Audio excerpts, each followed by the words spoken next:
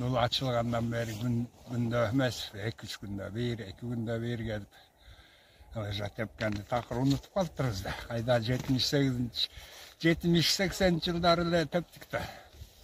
Rahmatlık fizrogumuz Aşırık Жаздыбай деген ağay. Sarıkamış'tan başlap toğunun astına trassabız var olçu. O жерден ылдый şu an kanalın üstünden ayırga geçeceğiz.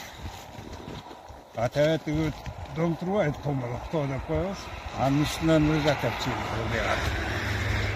Al vaqtda qarımday yaşımız көп yaşıda. Жақсы, Құдайға шүкір. Тепсе болады екен, мұның ішіне жайында да чұрқап атпайыз ба? 2 километр, 3 километр. Ошондой да келіп, яқтан ылжа тепкенді үйреніп. А дегенде, бірінші ылжаны дегенде ұмытып қалыптырмын да ылжа. Оғаланып атқам азыр ішіне. Құдайға шүкір. 70'in тамағын жеп атам. Allah razı olsun, Құдайға шүкір, Allah'ın razı olsun. Бек ылжамен машыққан жақсы, Құдайға шүкір.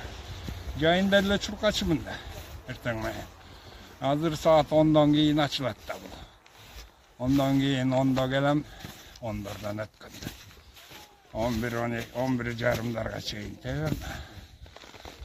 Кайра кетем. Баарын эле үлгүрөм.